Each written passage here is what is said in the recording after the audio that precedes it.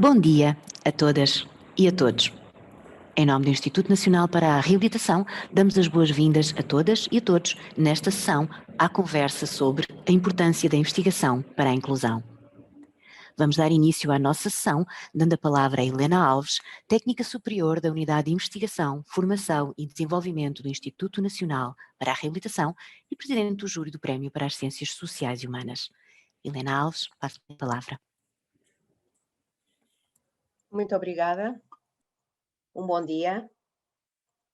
E então eu iria começar por apresentar o Prémio para as Ciências Sociais e Humanas, a edição de 2022, e falar-vos um pouco também do histórico do prémio. Este prémio foi criado em 1995, no âmbito do programa CIT Ciência, Inovação e Tecnologia, para distinguir projetos científicos de excelência nas áreas da deficiência e da inclusão. E o Instituto Nacional para a Reabilitação tem vindo a promover anualmente a atribuição deste prémio com o propósito de sensibilizar as universidades, os estudantes dos graus de ensino superior de mestrado e doutoramento e a comunidade académica em geral na área das ciências sociais e humanas para a produção de trabalhos académicos e desenvolvimento do conhecimento sobre a deficiência e a inclusão. E, portanto, os objetivos deste prémio é justamente incentivar os estudantes a desenvolver investigação e produzir conhecimento, combater a discriminação em razão da deficiência e promover a igualdade de oportunidades e a cidadania das pessoas com deficiência, diminuir o impacto das barreiras sociais, culturais, comportamentais e físicas na inclusão e participação das pessoas com deficiência e promover os direitos que estão consagrados na Convenção sobre os Direitos das Pessoas com Deficiência. Este prémio tem como júri em 2022 a professora doutora Célia Sousa, professora do ensino superior de reconhecido mérito no domínio das ciências sociais e humanas, o Dr. Rodrigo Santos, como representante da Fundação para a Ciência e Tecnologia, a professora doutora Célia Fernandes, pessoa de reconhecido mérito na área da inclusão das pessoas com deficiência, e nomeada pela Comissão de Políticas de Inclusão das Pessoas com Deficiência, iremos ter a professora doutora Ana Margarida Cavaleiro, da Associação Portuguesa de Familiares e Amigos de Doentes de Alzheimer. E temos também a mestre Patrícia Santos como especialista convidada pelo júri. Eu presido este prémio já desde alguns anos e gostava de vos dizer que o valor do primeiro premiado receberá 5.000 euros, que serão atribuídos pelo Instituto Nacional para a Reabilitação, e os vencedores deste prémio, bem como a quem será atribuído as menções honrosas, recebem também uma peça de prestígio, uma peça de arte, oferecida pelo CFP, Centro de Educação e Formação Profissional Integrada, que é realizada pelos seus formandos. Ano após ano, temos vindo a distinguir trabalhos científicos de excelência em diferentes áreas científicas, desde o acesso a direitos, sobre acessibilidade em diferentes contextos, sobre a empregabilidade das pessoas com deficiência, mas também em áreas muito específicas, como, por exemplo, a gaguez, o estado da saúde oral das pessoas com deficiência profundas, deficiência mental profunda, institucionalizadas, ou sobre a amputação. E a questão que se nos coloca muitas vezes é como é que se transfere o conhecimento científico produzido no meio académico para melhorar a qualidade de vida das pessoas com deficiência e a sua inclusão social. E nesse sentido temos vindo a divulgar este conhecimento através de sessões informativas organizadas pela Biblioteca do Instituto Nacional para a Reabilitação, e trago-vos aqui estas, portanto, relativamente ao ano passado, os premiados do ano passado, que já este ano, o premiado o Dr. Luís Vicente apresentou o seu trabalho numa sessão informativa da Biblioteca no dia 27 de janeiro, a que podem ter acesso no canal do YouTube do INR, e a doutora Benedita, primeira menção honrosa, a doutora Benedita Lima, apresentou o seu trabalho sobre reaprender a viver, trajetórias, aprendizagens e identidades de adultos com deficiência adquirida. Apresentou no dia 6 de julho, também numa sessão informativa da biblioteca. Dizer-vos também que, inclusivamente este ano, convidámos a vencedora do ano de 2020, a doutora Ana Rita Pereira da Conceição, que havia feito um trabalho sobre o acesso aos cuidados de saúde primários, a percepção das pessoas com deficiência visual, e neste contexto que vivemos, que pertinente foi organizar uma formação, sobretudo dirigida a centros de saúde, hospitais, no dia 6 de junho, exatamente sobre o acesso à saúde das pessoas com deficiência visual. Ou seja, procuramos transferir aquilo que é o conhecimento que estes trabalhos nos trazem para uma maior divulgação possível. Queria ainda dizer-vos que as candidaturas estão abertas até dia 18 de outubro, através do preenchimento de um formulário que consta no site do Instituto, e onde encontram também o acesso ao regulamento do prémio e a ponderação que foi definida pelo júri para se atribuir aos critérios de avaliação dos trabalhos candidatos. Neste contexto, organizámos esta sessão e convidamos o Dr. Renato Bispo, vencedor do prémio em 2018, com uma tese de doutoramento Design contra o Estigma, que pretende contribuir para a construção de um referencial teórico e metodológico que enquadre como se produz o significado estigmatizante ou anti-estigmatizante nos produtos desenvolvidos para a deficiência. Convidamos o Dr. Rodrigo Santos, representante no júri do prémio, representante da Fundação para a Ciência e Tecnologia, para nos falar sobre a importância da investigação para a inclusão das pessoas com deficiência, e convidamos a doutora Sofia Santos, investigadora na Faculdade de Motricidade Humana, para nos falar como tem vindo a promover a investigação sobre a inclusão das pessoas com deficiência. Muito obrigada pela vossa atenção, e então eu passava a palavra ao Dr. Renato Bispo.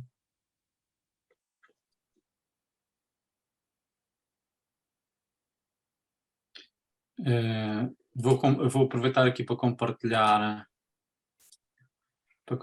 a tela. Antes de mais, muito bom dia a todos que nos estão a ouvir, e queria agradecer ao INR por esta oportunidade de estar aqui neste momento tão importante, tão significativo para mim de divulgar um pouco este prémio, de tentar motivar outras pessoas, sejam mais jovens, sejam investigadores com mais experiência, a participarem neste prémio. Se calhar podemos ter algumas pessoas com deficiência visual a ver-nos, se calhar aproveito só para descrever. Eu vou mostrar muito poucas imagens, mas aproveito para descrever. Neste momento estamos a ver aqui a capa da minha tese de doutoramento, não é? Eu fui, na capa pode-se ver uma ilustração de uma pessoa a andar de moto com um sidecar, onde se vêem duas mãos de uma pessoa e duas bengalas que simbolizam um pouco que será provavelmente a pessoa que vai no sidecar, uma pessoa que tem dificuldades de mobilidade. E queria começar por dizer que eu recebi o prémio em 2018, foi o culminar de um processo longo, como normalmente os doutoramentos são em Portugal, e um pouco solitário, não é? Em que nós vamos tentando descobrir, investigar um tema que nos interessa. Já trabalhava há muitos anos na área do design inclusivo, portanto, design para promover a inclusão, e no meu doutoramento dediquei-me essencialmente a abordar as questões mais simbólicas, as questões do significado, ao fim e ao cabo, tentando compreender porque é que por vezes os objetos cumpriam com as necessidades funcionais das pessoas com incapacidade e ainda assim eram recusados ou a pessoa sentia que eles de alguma maneira podiam funcionar como marcadores negativos, como símbolos que poderiam gerar uma certa sensação de pena por parte dos outros ou de vergonha por parte do próprio, e que muitas das vezes esses sentimentos eram tão profundos, né, que poderiam levar a própria pessoa a preferir não usar a solução, a preferir não usar aquela ajuda técnica ou não usar em público, e ficando eventualmente até muitas vezes numa situação de autoexclusão mais isolada, não é? Portanto, havia aqui o objetivo da minha tese de doutoramento teve a ver com tentar perceber como é que os objetos que muitas vezes designers ou engenheiros ou técnicos de reabilitação desenham para as pessoas com incapacidade poderiam, por vezes, ter um efeito negativo na vida destas pessoas, por uma dimensão até mais simbólica do que funcional, pelo significado que as pessoas lhes atribuíam.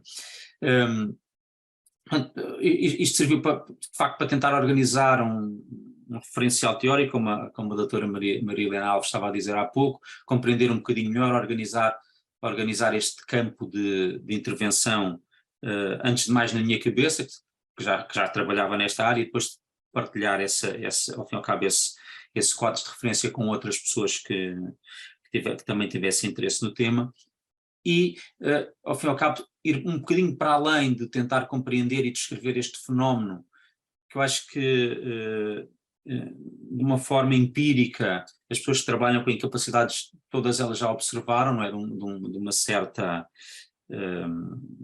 um certo peso, não é? De um certo peso de significado que algumas das soluções têm. Portanto, ir um bocadinho para lá, além de tentar explicar como é que este mecanismo funciona e avançar com uma proposta de definição do que é que poderá ser um objeto ou uma campanha, ou o que é que poderá significar a ideia de anti-estigmatizante, não é? O que é que poderá ser isto, como é que nós podemos fazer um objeto anti-estigmatizante ou uma campanha anti-estigmatizante, o que é que significa isto de juntarmos o anti, não é? E lançar, ao fim e ao cabo, as bases para que quem esteja interessado em fazer este tipo de objetos o possa fazer de forma consistente, não apenas de uma forma empírica e instintiva, mas de uma forma mais suportada, mais consistente em várias situações. Portanto, a tese aborda este quadro aborda este mecanismo que é um bocadinho oculto, da reprodução do estigma, de um processo de significação que não é muito controlado normalmente por quem desenha, propõe uma definição do que é que se poderá ser um objeto anti-estigmatizante, lança princípios de como o fazermos, não é? Princípios que têm a ver com, ao fim e ao cabo, com combater, ao fim e ao cabo, um certo preconceito, não é? Depois eu não me vou alargar muito nisto, porque a gente vou tentar manter esta sessão curtinha, né? Eu quero abordar o que me pediram, que é o que aconteceu depois do prémio, não é? Mas, portanto, lança esses princípios, quem estiver interessado depois pode ver no documento, e traz uma metodologia que nos permita avaliar o significado que as pessoas estão a atribuir aos objetos. É um método essencialmente por associação semântica, por associação de palavras, em que nós, ao expormos uma série de soluções a pessoas com incapacidade, os seus familiares e amigos, os profissionais da reabilitação ou da inclusão, foram convidados ao fim e ao cabo, a associar palavras a soluções, a desenhos, a objetos que tinham sido desenhados para a incapacidade, e eu comecei a conseguir construir uma grelha de análise que me permitia começar a classificar estes objetos como tendo, ao fim e ao cabo, associações mais negativas ou mais positivas, sendo que o combate ao estigma terá a ver com esta ideia de continuar a remeter para o universo da incapacidade. As pessoas percebem que o projeto tem a ver com pessoas com deficiência, não está escondida, não é? A deficiência não é escondida, não é camuflada, e ainda assim conseguimos associar a ela conotações positivas, como independência, autonomia, contacto com os outros, ideias que normalmente são valorizadas na sociedade. Portanto, para além desses princípios e deste inquérito, não é, que que procura, ou desta metodologia que procurava, ao fim e ao cabo, criar aqui uma base de trabalho para avaliar se um objeto é mais estigmatizante ou mais anti-estigmatizante. Desenvolveu-se ainda um projeto de mobilidade anti-estigmatizante e foi testado, né, neste caso, uma coisa que nos permitisse ir em contacto, em conjunto com pessoas com incapacidade de usufruir do ar livre, e esta imagem da capa remete para este sidecar que foi desenhado. Portanto, e basicamente isto é assim um resumo muito curto, o resumo possível que eu consigo fazer do documento. Tentando responder ao que aconteceu a seguir, eu ia mostrar aqui 2 páginas do documento.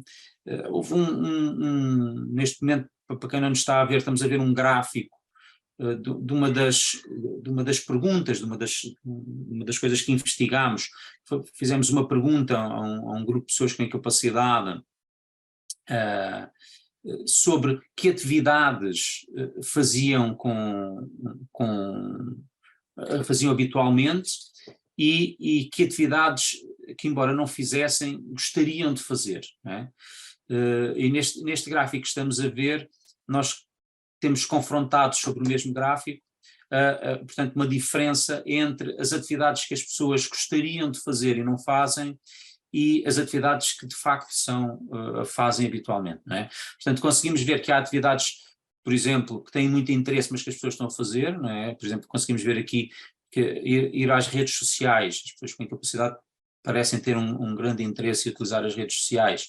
67% das pessoas inquiridas mostraram que tinham interesse, e 67% das pessoas vão às redes sociais, porque de facto, eventualmente é um tipo de atividade em que a incapacidade não as impede de aceder, não é? Portanto, conseguimos perceber, por um lado, o interesse que as atividades suscitavam, e depois também conseguimos perceber entre a vontade de participar e o facto de facto se fazer, que haviam aqui algumas áreas onde existe uma enorme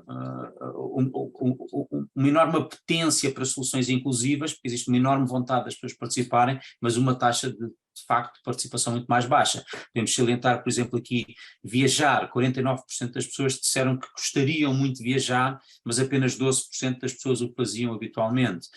Visitar exposições, 43% das pessoas disseram que gostariam de visitar exposições, mas apenas 13% o faziam habitualmente. Portanto, sair à noite, temos ali também, estou só a salientar aqueles onde o diferencial é maior, não é?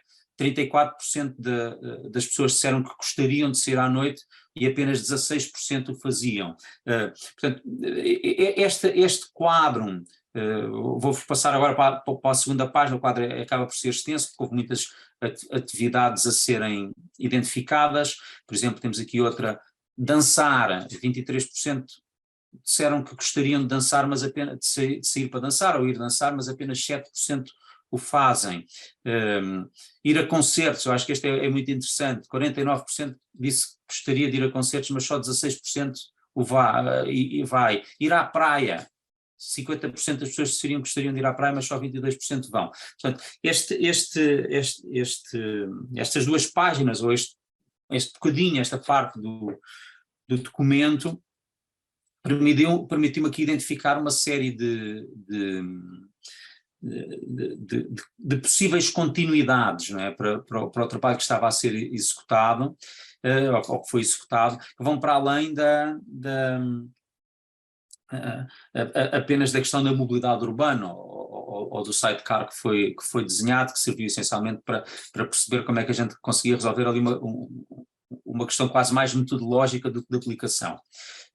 E então o que se passou a seguir, ou que, ao fim e ao cabo, a continuidade do meu doutoramento, acaba por passar, por um lado, por eu, terminando, eu já dava aulas no ensino superior, já dou aulas há 20 anos, ao fim e ao cabo, ao terminar o doutoramento, comecei a assumir outro tipo de responsabilidades no centro de investigação, também é verdade, já orientava alunos de mestrado e já orientava alunos que trabalhavam nesta área, com alguns projetos, alguns deles muito interessantes, objetos de treino para esgrima acessível, ou seja, objetos que têm sempre este lado do design muito materializado, não é? Mas, de facto, esta consolidação, ao fim e ao cabo, do conhecimento tornou mais claro como prosseguir, e eu se calhar ia-vos mostrar dois projetos que temos em curso, ou falar-vos, não vos vou ainda mostrar, mas falar-vos de dois projetos que temos em curso na unidade de investigação onde estou agora, que se chama LIDA e que é na Escola Superior de Artes e Design de Caldas da Rainha, e que ao fim e ao cabo derivam ou são a continuidade, né, do meu doutoramento, e que estão a ser feitos em conjunto com alunos e que talvez vos possam fazer perceber um bocadinho melhor como é que nós antevemos ou como é que eu antevejo a continuidade deste processo, não é? Neste momento estou a partilhar uma imagem que tem um tabuleiro de dominó. Eu sei que não é muito habitual os dominós terem tabuleiro, mas neste caso é um tabuleiro de dominó com umas peças que têm um padrão tátil um bocadinho diferente do habitual, e ao fim e ao cabo este foi um projeto que se chama Fast Haptic Codes, são códigos rápidos, ao fim e ao cabo a ideia é fazer códigos ápticos que sejam rápidos, de leitura rápida, e que ao fim e ao cabo permitam, o pressuposto de partida era fazer um projeto de jogos de tabuleiro para ser aplicado nas escolas, nas bibliotecas escolares, nas escolas, mas depois eventualmente isto pode escalar para outras situações, mas os testes até agora foram essencialmente em escolas, que permitam crianças com alguma incapacidade visual, ou mesmo invisuais, jogarem, ao fim e ao cabo, jogos de tabuleiro com crianças que vejam perfeitamente, vejam sem nenhum tipo de problema, não é? Sejam normovisuais. Portanto, neste projeto nós estamos a desenvolver uma série de jogos de tabuleiro e o desafio é investigar um pouco como é que nós conseguimos fazer códigos táteis que são tão rápidos que permitam uma utilização fluida entre estes dois tipos de públicos, que permitam que ao fim e ao cabo que as pessoas possam jogar de igual para igual, basicamente à mesma velocidade e com uma enorme fluidez, não é? Tirando partido quer da sociabilização associada aos jogos de tabuleiro, quer até do desenvolvimento cognitivo e de uma certa estratégia, não é, que os jogos de tabuleiro nos permitem, não é? Aqui temos, ao fim e ao cabo, apenas um dos exemplos, um dos vários exemplos que temos estado a testar, de códigos que consigam ser lidos, ao fim e ao cabo, mais rapidamente, sem necessário a uma leitura tão fina como por vezes o Braille necessita. O Braille é extraordinário para a literatura e ao fim e ao cabo para o acesso à escrita. Num jogo tão rápido podemos de facto ter códigos muito mais rápidos de serem utilizados, não é? O que é interessante fazê-lo em termos de jogos, fazê-los com jogos, é interessante não apenas por causa da questão da sociabilização e da aplicabilidade, da capacidade de testar isto nas escolas, isso é um dos critérios. O outro motivo é que os jogos permitem-nos fazer testes que são muito conclusivos, não é? Nós conseguimos perceber se existem falhas na leitura do código, se a pessoa se engana quando está a jogar. Podemos perceber coisas, por exemplo, como o tempo que a pessoa consegue demorar a ler o jogo, não é? O tabuleiro de jogo, não é? Se nós ao conseguirmos reduzir o tempo de leitura de cada peça para uma fração de segundo, pode significar que se um jogo já tiver 16 peças jogadas ou 10 ou 20 peças jogadas, que a pessoa, em vez de demorar, sei lá, 10 segundos a ler o jogo, já o consiga ler em dois segundos ou num segundo, ou numa fração de tempo muito menor. Portanto, os jogos permitem-nos, de facto, permitiram-nos, então estão a permitir um tipo de teste que é muito conclusivo em termos desta ideia de tentar ver quais são os códigos táteis mais rápidos que nós conseguimos desenhar. Não é? Este é um exemplo. Não é? Reparem que o combate ao estigma aqui assenta essencialmente na ideia de um contacto em igualdade de oportunidades com o outro. Não é? Esta ideia de ter as crianças, eventualmente nas bibliotecas da escola, a jogarem umas com as outras de igual para igual. Não é? O objetivo, portanto, também é esse. O segundo projeto que eu vos ia mostrar, de alguma maneira, até decorreu do anterior, não é? Porque as peças que eu vos mostrei anteriormente do dominó eram peças impressas em 3D, eram peças impressas em uma máquina de impressão 3D, que são cada vez mais acessíveis e cada vez mais fáceis de instalar praticamente em qualquer lado, porque não precisamos do tipo de apoio técnico que era necessário há uns anos atrás. Portanto, nós fomos ganhando alguma experiência com esta ideia de imprimir objetos funcionais para a inclusão a partir desta tecnologia, e há cerca de 6 meses atrás fizemos uma candidatura, ganhámos algum financiamento e iniciámos este projeto que se chama Co-Design for Independence. Nós na imagem, para quem não nos está a ver, vemos aqui uma cabeça de uma impressora a imprimir umas partes técnicas, umas peças de plástico. Não se percebe ainda muito bem o que são, ainda não vos vou mostrar ainda muitas conclusões sobre este projeto. Ele começou há relativamente pouco tempo, mas o que vos posso dizer sobre ele é que é um projeto de co-design, portanto design colaborativo, que está a ser desenvolvido com o Centro de Apoio à Vida Independente da região Centro, e que o seu objetivo tem a ver virmos a construir uma loja de objetos impressos em 3D neste CAVI, portanto neste Centro de Vida Independente. Estamos a desenhar uma linha de objetos para o CAVI. Este projeto tem ao fim e ao cabo um princípio filosófico muito interessante, que é a partir do momento em que eu já não preciso de um investimento inicial muito grande para construir um molde, não é? E posso imprimir os objetos quase 1 a 1, personalizados, não é? E o faço em colaboração muito estrita com o Centro de Vida Independente. Eu começo a poder ter objetos que são desenhados muito a partir das expectativas e das decisões deste grupo de pessoas.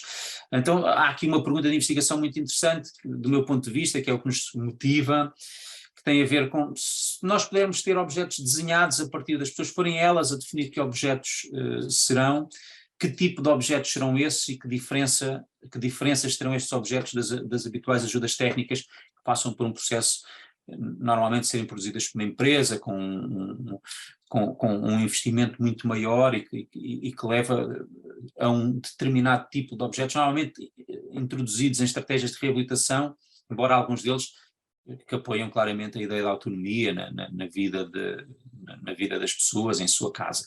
Mas aqui estamos a tentar ir um bocadinho mais longe, como sempre na área do design, ir um bocadinho mais à frente, ir um bocadinho mais longe nestes processos, tentando perceber que tipo de objetos sairão, ao fim e ao cabo, desta colaboração, em que existe muito maior potencial de viabilização económica, não é? Ao fim e ao cabo, eu consigo, a partir desta tecnologia, fazer apenas um objeto e ainda assim viabilizá-lo. Não preciso de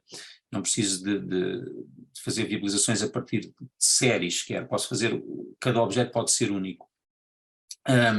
Já realizámos um inquérito a cerca de 40 pessoas do centro. Temos uma série de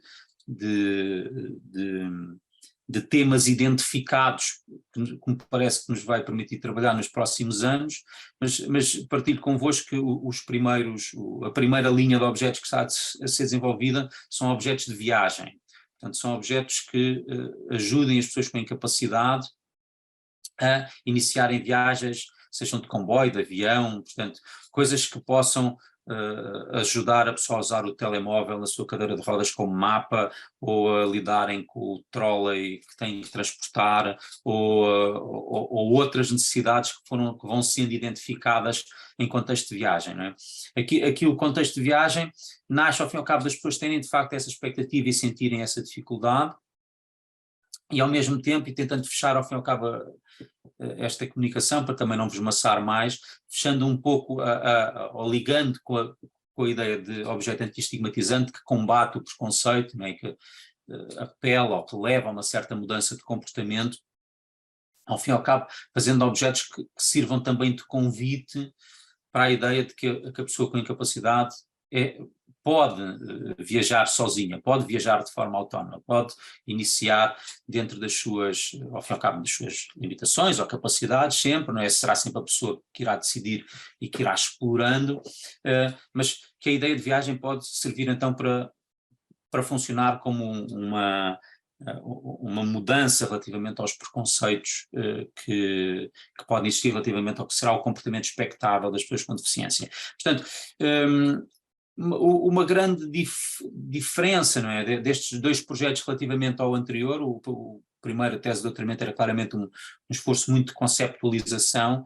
Nós, neste momento, portanto, tentando responder ao desafio que o INR me deu, não é, o que é que aconteceu a seguir, nós estamos muito focados em utilizar, neste caso, estas tecnologias de impressão digital e de produção digital de objetos, para levar ao terreno, seja às escolas, seja aos museus, seja aos centros de vida independente, objetos que possam ter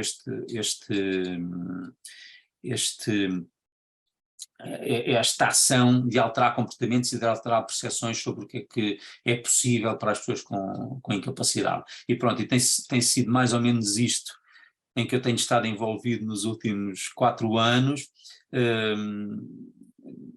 Fico depois disponível para qualquer questão que tenham e espero que ter de alguma maneira contribuído para, pelo menos para as pessoas que são mais da minha área, né, mais da área criativa ou do design, para que sintam o estímulo e vontade de concorrerem a este prémio do INR e de fazerem investigação na área da inclusão, porque ela, pelo menos do ponto de vista do design, ela é uma área que permite um trabalho simultaneamente muito criativo e muito consequente socialmente, muito relevante socialmente.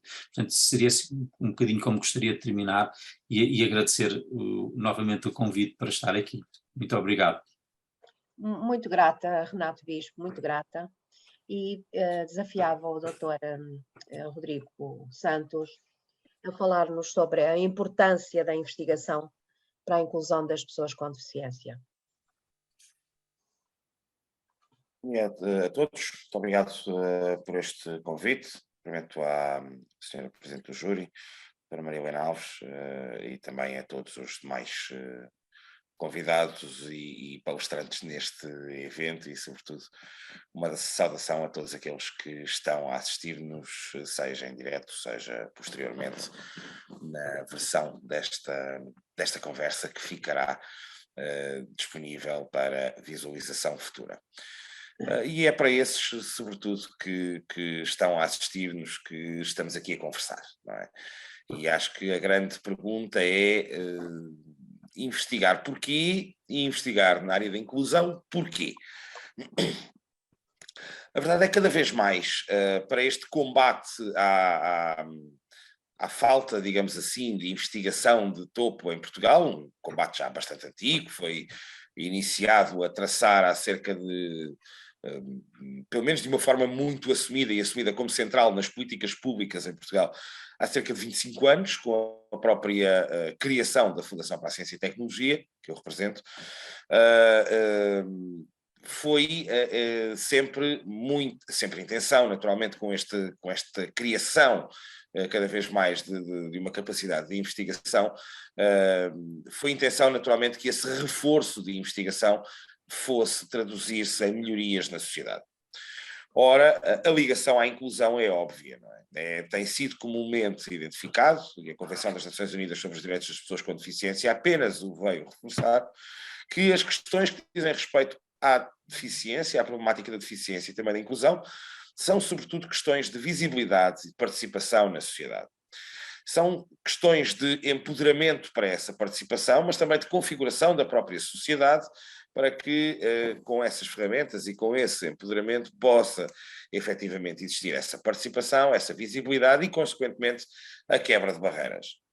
O contributo da investigação científica para essa quebra de barreiras, para esse empoderamento, para essa visibilidade, é, sem dúvida, absolutamente fulcral, pois é a investigação científica que vai permitir-nos conhecer, antes de mais, o desconhecido, e é esse o grande problema da invisibilidade das questões da deficiência. É a ciência e a investigação científica que nos vai, efetivamente, conseguir problematizar a forma de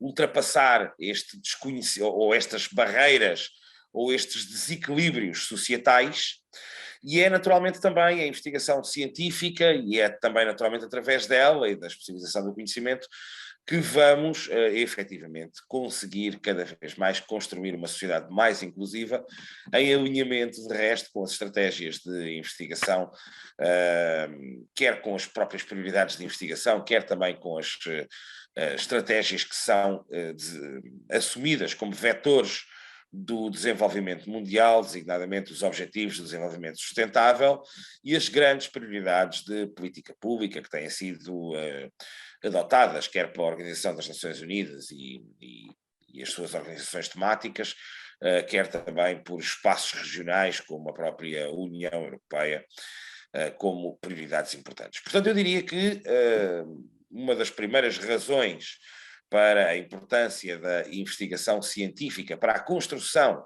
de uma sociedade inclusiva e, portanto, consequentemente, para a investigação, está nestes vetores traçada, mas há outra. Cada vez mais é notório que o alinhamento das estratégias de investigação tem sempre como seu vetor essencial a produção de conhecimento e de um conhecimento muito prático, de um conhecimento que faça e que seja capaz de gerar efetivo impacto na sociedade. É cada vez maior a pressão, sem descurar a importância e a fundamentalidade e o que constitui como pedra de toque e pedra de base de todo o conhecimento da sociedade, da investigação fundamental, mas, dizia eu, é efetivamente cada vez mais notória a preocupação e a necessidade que é sentida de que a investigação científica se traduza efetivamente em melhorias da sociedade, em melhorias para as pessoas, em melhorias no fundo, no avanço daquela que é a construção, ou a primeira e mais nobre de todas as construções humanas, que é justamente a sociedade e o tecido social. E por isso mesmo, alinhar as prioridades de investigação com a matéria da inclusão faz todo o sentido, pois é de uma sociedade melhor que estamos a tratar, é de construir uma sociedade em que todos participam que estamos a tratar, é de construir uma sociedade que, ainda que possa ter franjas, valoriza o seu contributo como o seu enriquecimento e, consequentemente, é da construção de uma sociedade mais sólida e assente em alicerces mais sólidos e credíveis que estamos a tratar. E o papel da investigação científica é, sem dúvida, a esse respeito, um papel que não pode ser deixado de lado. Por isso mesmo, também a importância do contributo que a investigação científica pode desenvolver para a construção de uma sociedade inclusiva. Alison Sheldon, dos nomes, a par com Colin Barnes e outros, no espaço anglófono, sobretudo, têm teorizado os Disability Studies, ou seja, os estudos sobre a deficiência, como área autónoma do saber.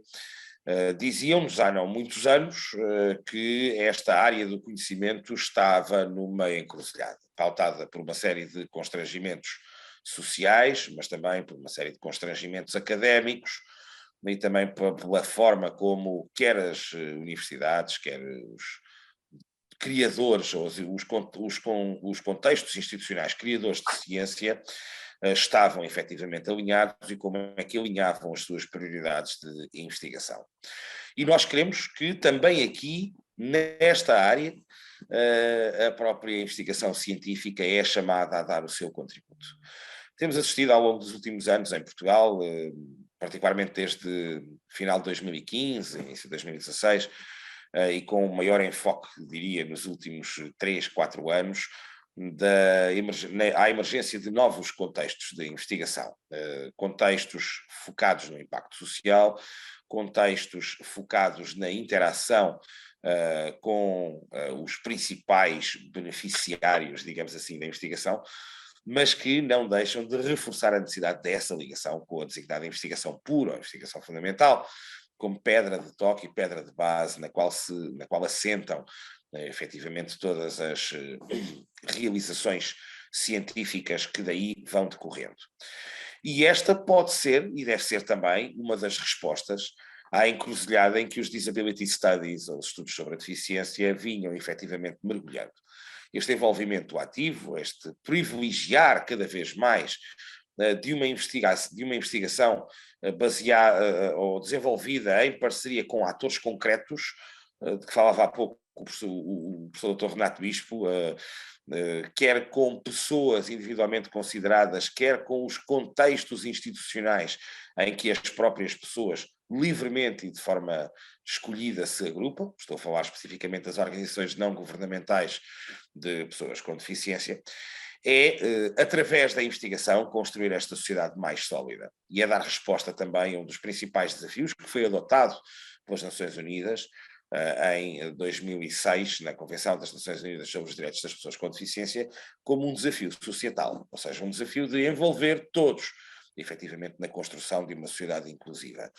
É responder de uma forma credível, parece-nos, ao desafio que não raras vezes estas questões também comportam, que é o desafio de continuarmos a fazer investigação, não deixando de reconhecer e de envolver os diferentes atores na prática das atividades de investigação, mas mantendo ao mesmo tempo o rigor e a visão de águia que o investigador deve ter.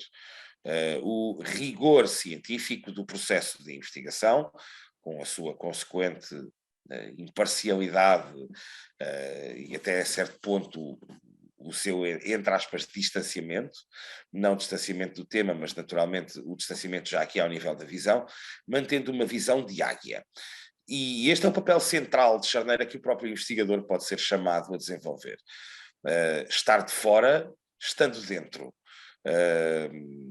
Estando dentro do tema, aprofundando as suas construções e trazendo o seu olhar de fora para refrescar e para empoderar também não só as próprias pessoas com deficiência, mas também a própria sociedade. Pois a mudança não está apenas num dos setores. A mudança, como sempre, e como sempre que se fala de inclusão, está na conjugação de dois esforços de dois lados. E quem melhor que o investigador, produtor de conhecimento, detentor desse conhecimento, sistematizador desse conhecimento, dotado de técnicas próprias, quem está em melhor posição para fazer efetivamente essa ponte e para conseguir que os benefícios da construção de uma sociedade inclusiva se traduzam efetivamente em benefícios práticos. Este é o papel central do investigador e deixaria talvez, quase como em resumo desta curta apresentação, algumas perguntas ou respostas mais práticas para aqueles que a esta hora podem estar a ver-nos e podem estar a pensar, mas para que é que eu vou gastar do meu tempo de investigação com tanta temática tão interessante que todos os meus orientadores, que toda a minha academia, todos os meus colegas falam, que sempre ouvi falar ao longo da licenciatura, que sempre estudei no âmbito do mestrado, mas por que é que eu me vou dedicar a investigar algo numa área nova, que ainda é mais ou menos nova, que é a construção de uma sociedade inclusiva? Porque é que eu me vou dedicar a investigar aqui e não noutro sítio qualquer? Bom, em primeiro lugar, porque a investigação, sobretudo na área das ciências sociais e humanas, é uma investigação que procura, acima de tudo, moldar ou mudar vidas, construir conhecimento e moldar sociedade. E, portanto, este domínio da inclusão é o domínio por excelência, onde esta mudança pode efetivamente ocorrer e onde esta mudança depende muito do próprio investigador. Depois, porque na gênese do problema das pessoas com deficiência está a questão da invisibilidade da deficiência, da invisibilidade ou da não aparente necessidade de esforços adicionais na inclusão. Mas essa necessidade de esforço, efetivamente, é apenas algo que continua a verificar-se e que cada vez se verifica com mais agudeza, porque estamos cada vez mais a falar da necessidade de alterar comportamentos sedimentados. E quanto mais nós permitirmos que um conceito sedimente na sociedade, se esse conceito for excludente, maior será o seu potencial de exclusão. E, portanto, se queremos construir uma sociedade inclusiva, é preciso desafiarmos-nos a nós próprios e desafiarmos esses próprios padrões. E ninguém melhor que o investigador, que está, muitas vezes, até a lançar-se nos domínios da investigação e a escolher um domínio para o qual pender o seu interesse investigativo, ninguém melhor que esse investigador está numa condição imparcial de, efetivamente, provar deste néctar novo e renovar com o seu olhar impoluto, digamos assim, esta temática e toda esta área de investigação, no fundo, que são os estudos com impacto para a construção de uma sociedade inclusiva. E, por fim, também porque, como dizia há pouco, esta é uma área emergente na área da investigação, cada vez mais. Numa investigação que se quer com resultados práticos, que se quer com resultados que mudem efetivamente a sociedade e em que isso cada vez mais é mais pedido pelos financiadores de ciência a nível nacional e a nível internacional, temos aqui o domínio perfeito. Temos as organizações não governamentais de pessoas com deficiência, as próprias pessoas com deficiência a querer mudança, temos os financiadores a querer impacto na sociedade e temos aqui no meio o investigador, que é, sem dúvida, quem está em melhor posição de fazer esta ponte, de trazer a mudança e de, com essa mudança e com essa teorização da mudança e depois com essas realizações práticas da mudança, conduzir efetivamente ao impacto e com isso devolver a investigação e os resultados da investigação àqueles que efetivamente com elas beneficiam. As pessoas com deficiência? Não. Toda a sociedade. Afinal de contas, é toda a sociedade que estamos a mudar e por isso mesmo é que faz sentido alinhar cada vez mais as prioridades de investigação ao nível do mestrado, ao nível do doutoramento, ao nível dos trabalhos pós-doutorais, ao nível do início de uma carreira de investigação, ao nível dos projetos de investigação, ao nível das prioridades institucionais. Cada vez faz mais sentido moldarmos e darmos palco e tempo de investigação a esta temática tão fulcral no âmbito das políticas públicas nacionais, europeias e mundiais. Bom, talvez tenha sido um pouco teórico a mais e pouco motivador para os novos alunos ou para os novos candidatos a investigadores. De qualquer das formas, como já viram aqui, a investigação pode fazer a diferença. E por isso, aproveitem estas bases teóricas de ciências sociais e humanas, lancem-se nos estudos sobre a deficiência e sobre a inclusão e vão ver que, para lá das teorias, há um maravilhoso mundo de mudanças práticas à espera do vosso clique, da vossa investigação para acontecer. Obrigado, bom dia. Obrigada, Rodrigo, muito grata.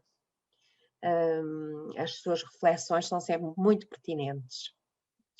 E agora desafiava a professora doutora Ana Sofia Gomes dos Santos a falar-nos como promover a investigação sobre a inclusão das pessoas com deficiência. Muito bom dia. Realmente estar aqui até agora parece que tudo ficar nervosa com aquilo que vou dizer. Muito bem, a minha intervenção será assim, eu penso que rápida, breve, e eu vou direitinha a quem de direito, a quem tem que investigar. Em primeiro lugar, e como não podia deixar de ser, agradecer o convite ao Instituto Nacional de Reabilitação para estar aqui presente nesta cerimónia, pois eu acho que este é um dos pontos altos a nível nacional, é de extrema significância, e queria deixar aqui o meu reconhecimento público da relevância deste tipo de eventos e incentivos. Uma palavra de apreço a todos os meus colegas de mesa, que realmente foram fantásticos nas suas preleções, e eu até estou aqui a pensar que, sem combinar, eu e o Dr. Rodrigo vamos tocar aqui em alguns pontos muito em comuns e, portanto, dar aqui um obrigado por vocês me facilitarem aqui a minha vida. Não poderia deixar de dar aqui as boas-vindas a todos aqueles que estão a ouvir e a ouvir. Eu penso que a nossa mensagem aqui realmente é mais para vocês, para que vocês levem a mensagem para outros e dar aqui os parabéns a todos, quer aos proponentes, quer aos responsáveis, quer àqueles que já se preocupam com esta área, pelo trabalho incentivo que tem vindo a ser realizado. Pronto, eu hoje estou aqui como Sofia Santos, é assim que eu sou conhecida, o nome comprido, o meu nome completo para mim, às vezes não me identifico com ele, eu sou Sofia Santos, sou professora na Faculdade de Motricidade Humana da Universidade de Lisboa, onde realmente exerço toda a minha lecionação, a minha investigação, no âmbito da educação especial, educação inclusiva e no âmbito da reabilitação psicomotora. Realmente a minha área de eleição é o campo da dificuldade intelectual e desenvolvimental, que ainda se constatam tantas barreiras e que nós procuramos realmente promover a diferença. E então estou aqui como professora do ensino superior, a quem quase por tradição, não sei se posso ter isto, recai esta responsabilidade da investigação. Ou seja, as universidades estão num momento de vida que não é só apenas dar aulas, é também o professor tem que assumir o contributo no âmbito da criação de conhecimento, no âmbito da resposta aos desafios societais, mas não o faz sozinho. Esta ratificação de documentos foi muito engraçado, o professor Rodrigo há bocadinho também falava e eu também vou falar, sei lá, temos as convenções, temos as agendas de 2030, temos toda uma questão de documentos nacionais e internacionais, ratificados e assinados, que realmente permite agora, exige a inovação. A inovação, especialmente no campo das ciências sociais e humanas, não há qualquer dúvida que há grupos considerados como mais vulneráveis que ainda denotam um longo caminho pela frente no âmbito de uma vida plena e ativa. Porquê investigar? Ora bem, a necessidade de práticas baseadas na evidência, aquilo que atualmente nós estamos sempre constantemente a ouvir, é evidence-based practice, é mesmo uma emergência. Ou seja, é aquela coisa de eu atuar porque eu acho que isto sempre foi assim, é tradição isto ser assim, não. Então, e se pensarmos diferente? E isso começa também na universidade, não começa nem acaba, portanto passa também pela faculdade e nós temos que sensibilizar, porque somos talvez a fonte mais próxima do potencial interveniente, temos que sensibilizar e fomentar os estudantes universitários, tal como toda a comunidade académica, mas sim os estudantes universitários são uma peça fundamental para o desenvolvimento de conhecimento em áreas que podem carecer de maior atenção e que até há pouco tempo parecia que eram invisíveis no panorama nacional.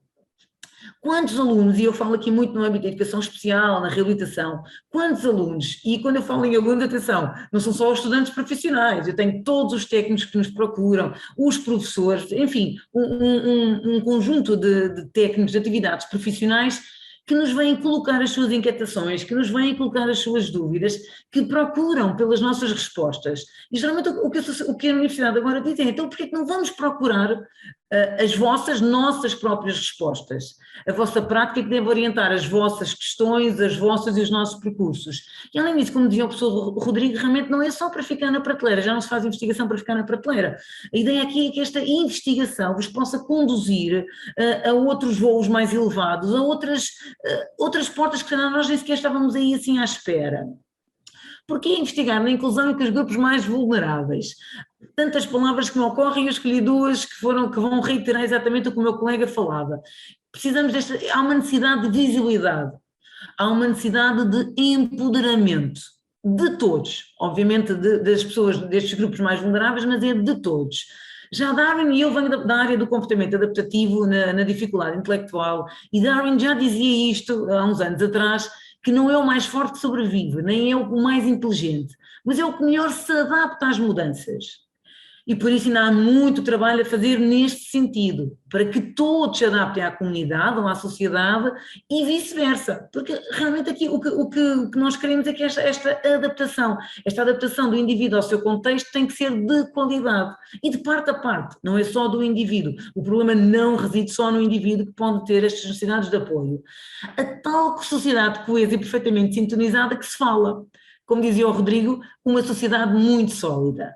Na IFMH, que é onde eu leciono e em vários ciclos de estudo, quer no âmbito do mestrado, especialmente no âmbito do mestrado e do doutoramento, nós temos dedicado uma atenção particular a estes grupos, tentando combater a discriminação, promovendo a igualdade de oportunidades e da cidadania das pessoas com necessidades de apoio na sociedade portuguesa.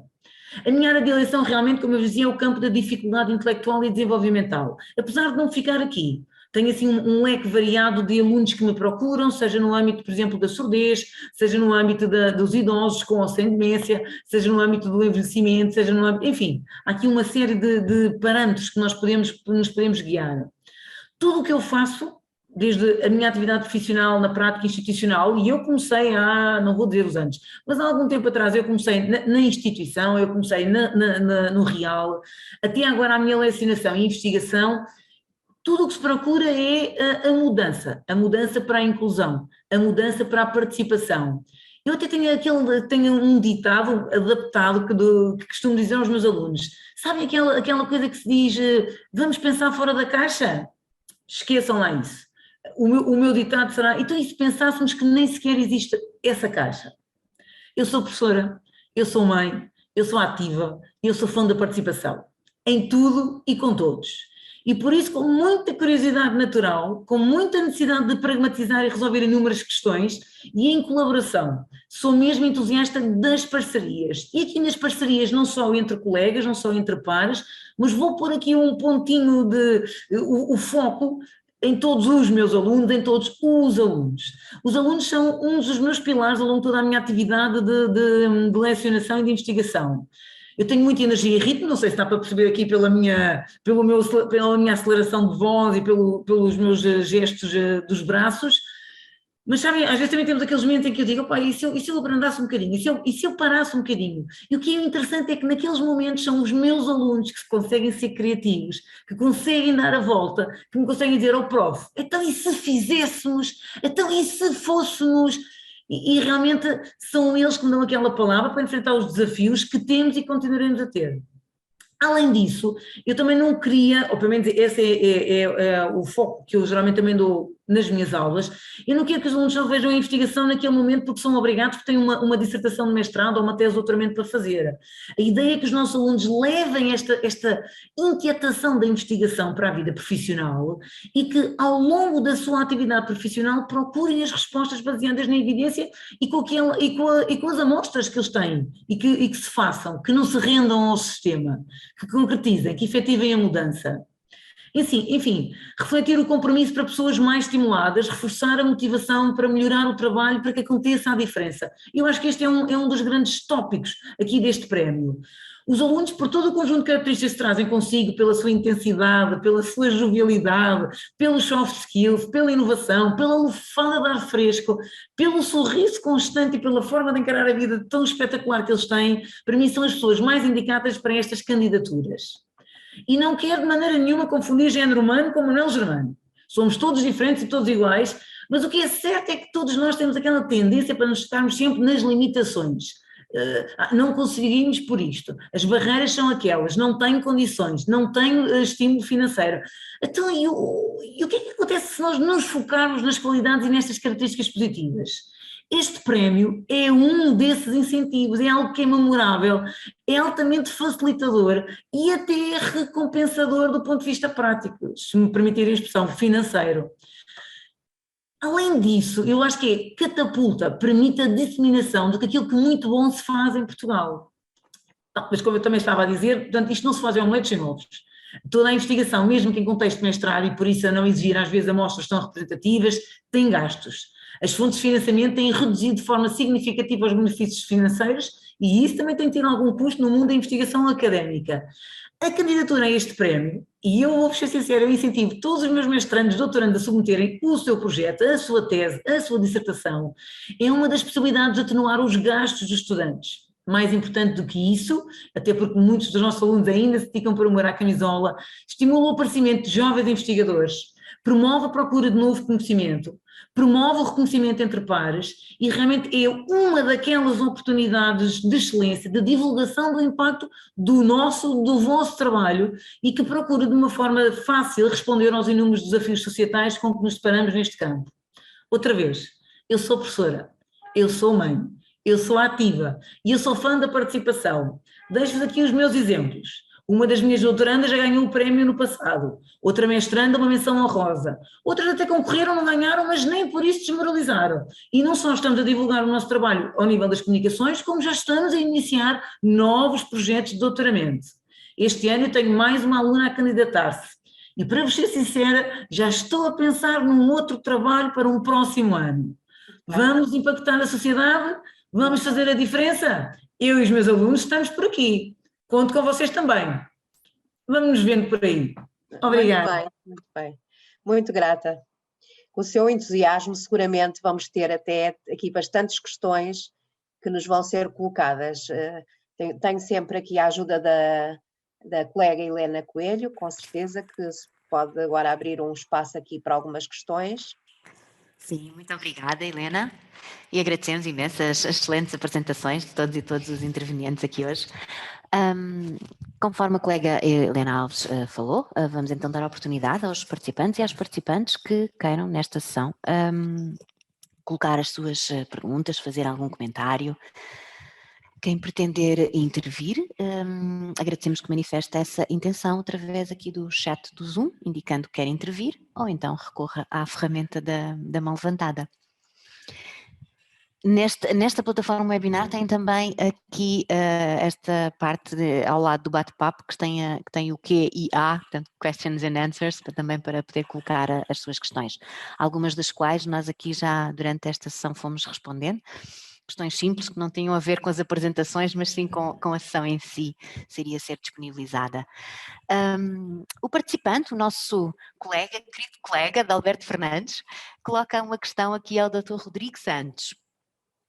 Felicito pela intervenção. Normalmente a investigação recai sobre áreas clássicas, designadamente educação, produtos de apoio e empregabilidade. O Dr. Adalberto Fernandes pergunta ao Dr. Rodrigo Santos, na sua opinião, que áreas urgentes devem ser investigadas face aos futuros problemas da sociedade?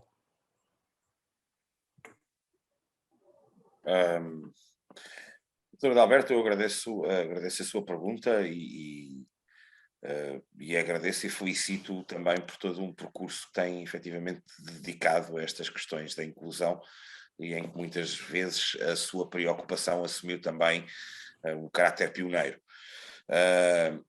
Eu diria, embora isso possa ser moldado muito pela minha área de formação propriamente dita, mas eu diria que se o problema é um problema de sociedade e de cidadania enquanto pertença ativa de uma sociedade, eu diria que as áreas da participação, da cidadania, do exercício efetivo de direitos, das áreas das políticas públicas, diria que são, sem dúvida, áreas por excelência onde a investigação se deverá focar e onde a investigação poderá naturalmente ser mais necessária para impactar cada vez mais.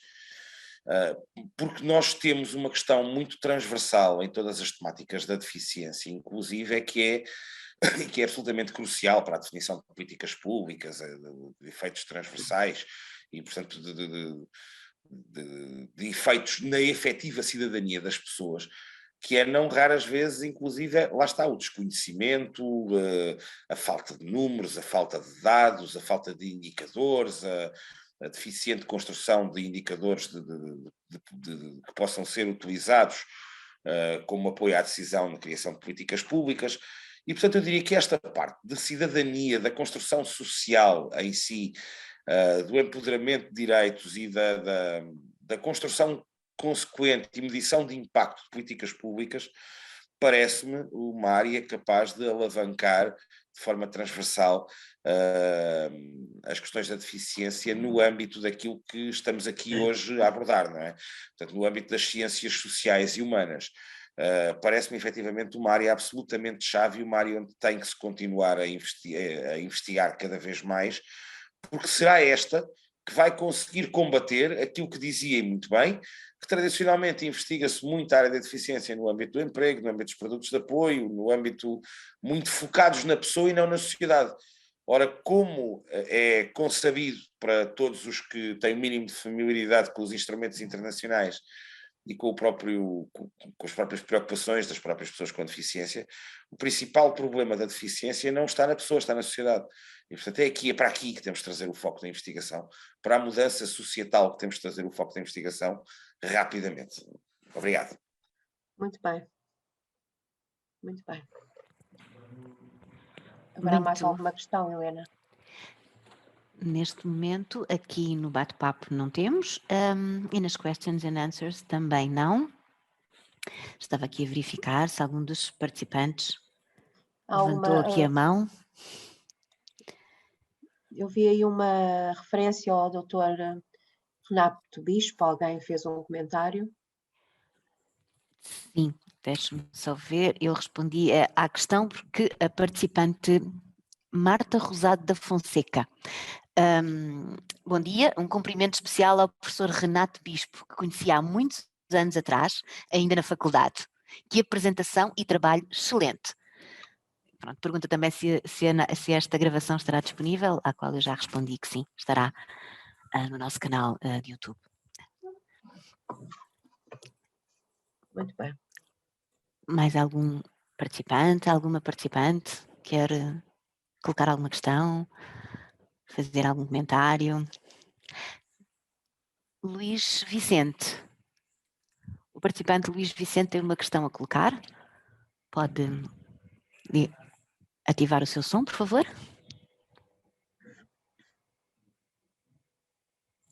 Luís, está a ouvir-nos? Eu estou a ouvir, sim. Estão a ouvir? Sim, nós estamos a ouvi-lo perfeitamente. Sim. Ok. Bom dia a todos. Em primeiro lugar, mais uma vez, dar os parabéns ao INF por estas iniciativas de apresentar quer o trabalho que realizam, quer a oportunidade que dão para mostrar o trabalho que é executado fora do INF e que depois é, e muito bem, mostrado pelo INF à sociedade. Se faz muitas coisas na área da inclusão e acessibilidades por este país fora. Portanto, agradecer mais uma vez ao INR estes eventos que vão fazendo ao longo do ano e que são muito necessários, nem que seja apenas para mudar algumas mentalidades, porque eu acho que o principal problema da nossa sociedade são as mentalidades e não propriamente as acessibilidades e a inclusão. Havendo mentalidades diferentes, obviamente que tudo o resto seria um pouco mais fácil. Gostaria de cumprimentar o professor Renato Bispo, que faz parte da minha instituição e que eu ainda não tive a honra de o conhecer pessoalmente, mas efetivamente falou de algo que muito me agrada, que é a imagem. Principalmente, eu já trabalhei com pessoas cegas que precisam muito, às vezes, de imagens em 2D e em 3D para perceberem exatamente certas e determinadas coisas, como, por exemplo, estou a pensar, por exemplo, entrando em museus, perceber certas peças de arte que não poderão ser tocadas, mas poderão ser replicadas num outro material para serem identificados. E, efetivamente, gostei bastante de ouvir o Dr. Renato Bispo e vou tentar depois aqui encontrá-lo na minha instituição para tentar também falar um pouquinho com ele, pessoalmente. O Dr. Rodrigues é uma pessoa que eu já ouço há alguns anos e que sempre com este dinamismo e com esta também sua voz poderosa, digamos assim, que ele tem, e que nos dá também sempre um alento, digamos assim, e mostrar-nos que é possível viver de uma forma autónoma e viver de uma forma tranquila, independentemente das capacidades que cada um tem. Eu falo sempre das capacidades porque, como disse a professora doutora, agora está-me a faltar o nome. Sofia Santos. Sofia Santos, muito obrigado, doutora Helena. É assim, nós podemos e devemos fazer mais por esta área, devemos também cada vez mais dedicar-nos a esta área, e a doutora Sofia Santos também mostrou, e eu também já a conhecia de ler coisas dela, não a conhecia pessoalmente, nem nunca sequer tinha visto o rosto da doutora, mas obviamente que eu fiquei fascinado com este dinamismo que ela tem e com esta aceleração que ela própria disse que tem enquanto pessoa. Nota-se perfeitamente que é uma pessoa que está muito motivada para esta área e ainda bem que assim é, porque os alunos de certeza absoluta ficarão a ganhar com pessoas como a doutora, faltava outra Sofia vez. Santos. Sofia Santos. Sim, Sofia Santos. Peço imensa desculpa, doutora Sofia Santos. Portanto, não queria propriamente fazer uma questão, mas era mesmo só deixar este agradecimento ao INR e felicitar os três proletores, que obviamente foram excelentes, que nos deram mais umas visões sobre o que é isto das acessibilidades, da inclusão, que é uma palavra que eu acho que já devia ter sido banida do nosso dicionário, porque enquanto falarmos de inclusão é sinal que estamos a excluir. Portanto,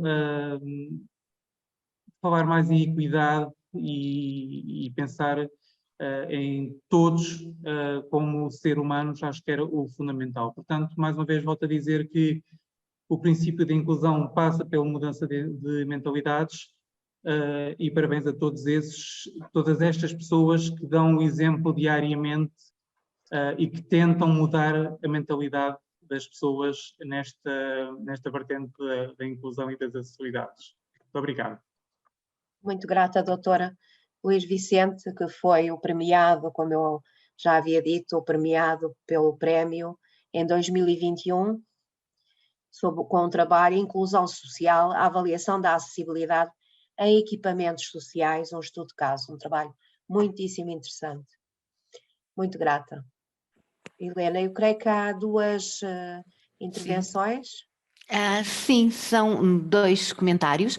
Um da nossa colega, Joana Costa, dirigida à professora Sofia Santos, que é sempre um gosto ouvi-la. Foi minha professora na Faculdade de Motricidade Humana e trago sempre comigo o seu entusiasmo e ensinamentos para a minha vida profissional aqui no INR. Obrigada. A participante, Maria Ferreira, agradece as apresentações. Está a iniciar a preparação da tese de mestrado em tradução e interpretação especializada e ficou absolutamente convencida em dirigi-la para a área da comunicação acessível, tradução audiovisual. Se houver alguma sugestão para a exploração desta área, agradece.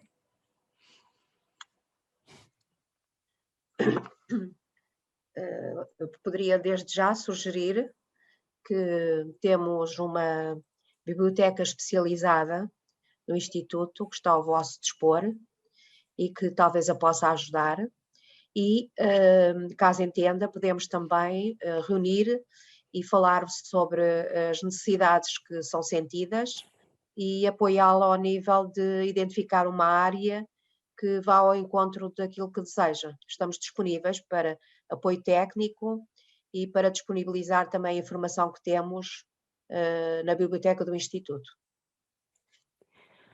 Muito obrigada pelo esclarecimento, Helena Alves. Mais algum? A participante agradece. Se não houver questões, como já estamos 20 minutos para lá da hora, veja, Helena. Ok, muito obrigada. Não, neste momento não há mais questões em nenhuma aqui das plataformas. Sendo assim, agradecemos imenso as participações e passamos agora a palavra à doutora Fátima Alves, diretora dos Serviços da Unidade de Investigação, Formação e Desenvolvimento do Instituto Nacional para a Reabilitação, em representação do Conselho Diretivo. Doutora Fátima.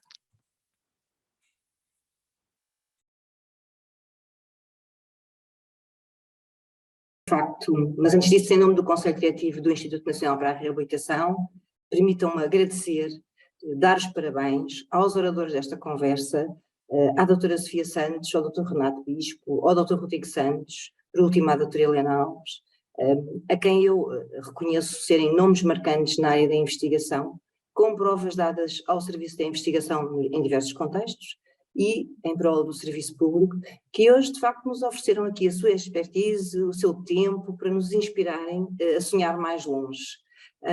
Foi de facto muito, muito interessante, muito bom assistir à vossa conversa. O mote desta conversa, a conversa sobre a importância da investigação para a inclusão, foi apenas um pretexto para refletirmos sobre o poder da investigação. O poder da investigação enquanto instrumento de promoção da qualidade de vida das pessoas com deficiência. E por isso eu agradeço muito à energia da doutora Sofia Santos, ao testemunho do Renato Bispo, à intervenção do Rodrigo Santos. De facto, vocês foram muito, muito inspiradores. Aquilo que eu senti nos dias de hoje, em que nós estamos dominados pelas relações virtuais, pela aceleração digital, senti esta conversa como um tempo precioso, um pretexto que de facto foi aqui de reunirmos oradores com uma grande experiência e que de facto em torno deste tema, a conversa da investigação, podemos efetivamente promover mais investigação visando sermos atores inspiracionais para novos investigadores. E isto é, de facto, um exercício que reconhecemos que é fundamental, sobretudo em tempo de crise de valores, esta promoção de encontros públicos em torno da palavra, da expertise, de ouvir o outro. Isto são, de facto, oportunidades de estímulo a novos projetos de investigação. Por isso, desde já, o meu reconhecimento a toda a equipa do INR que planeou e também com a equipa da Secretaria-Geral que desenvolve e permitiu estarmos aqui hoje à distância, mas aqui tão perto à conversa, numa conversa tão estimulante. Em termos de contributo a esta conversa, permitam-me que neste espaço reforce aquilo que a doutora Helena já referiu, a quem está a assistir, aos investigadores, a possibilidade que têm de recorrer ao nosso catálogo da Biblioteca do INR, que é uma biblioteca especializada, não só ao catálogo, mas também ao apoio em pesquisas bibliográficas e também ao encontro com profissionais da área da documentação e da informação que vos podem, de facto, ajudar em alguma recolha de informação. Dizer-vos também que sabemos que, pelos censos ainda de 2011, que Portugal tem cerca de 1.800.000 pessoas com algum tipo de deficiência. E sabemos também que, apesar de haver muitos intervenientes existentes nesta área, o que constatamos é que as pessoas com deficiência continuam a enfrentar estigmas e discriminação em múltiplos contextos, ou dizendo de outra forma, nos seus contextos de vida. E é por isso muito importante e muito interessante verificarmos aqui a consensualidade para todos os oradores que aqui estiveram, de desenvolver processos de investigação que perspectivam, que dirijam transformações, eu diria também tecnológicas, também de design, mas sobretudo transformações sociais, de melhoria na sociedade, de inovação social, orientada e presidida por valores humanistas, que são aqueles que nos norteiam a todos. É por isso, por último, aqui um destaque ao papel do INR aqui hoje como promotor de prémios, de iniciativas, de promoção de investigação, do conhecimento, alinhados com estes atores que temos aqui, atores tão importantes, parceiros estratégicos como são a academia, parceiros estratégicos como são a administração pública, mas também um parceiro estratégico como é a sociedade civil, para um estímulo à investigação, para um estímulo a gerar mudança sistémica, com impactos que possam ser impactos em cascata e garantam de facto a equidade às pessoas com deficiência no acesso a oportunidades. Por tudo o que foi dito aqui, eu destacaria aqui mensagens tão importantes e impactantes dos oradores para a promoção do estímulo à investigação, para ousar levar o pensamento mais longe, à reflexão, a ousar questionar realidades, investigar rumo a mudanças efetivas. É por isso que o Instituto Nacional para a Reabilitação convida à apresentação de candidaturas ao Prémio das Ciências Sociais e Humanas, cuja plataforma de candidaturas estará aberta até às 24 horas, como a doutora Helena já disse, do dia 18 de outubro. Toda a informação sobre este prémio está disponível no site do INR, tem um menu dedicado. Para qualquer questão, contactem, por favor, a UIF, da Unidade de Investigação, Formação e Desenvolvimento, a Presidente do Júri, que estará disponível para acolher as questões e procurarmos resolver de forma a que não haja dificuldades na submissão de candidaturas. É, portanto, aqui esta a última palavra que deixo de agradecimento, de parabenização àqueles que dedicaram o seu tempo de trabalho, o seu tempo de serviço público, para hoje refletirmos sobre a importância de ousar ir mais longe, a importância de investigar aquilo que nos pode, muitas vezes, fazer como nós dizemos, fazer impressão, porque é que isto está a acontecer assim, porque é que não pode acontecer de outra forma. Investigar áreas de vida de todos os dias só pode, de facto, ser potenciador de mudanças. E para isso estamos aqui todos alinhados e por isso agradeço a todos os palestrantes, em nome do Instituto Nacional para a Reabilitação e mais uma vez à equipa que proporcionou este encontro, que queremos seja um de vários que venhamos a fazer no futuro. Muito obrigada a todos. Helena? Muito obrigada, doutora Fátima Alves, pela sua intervenção. E chegamos ao final desta sessão.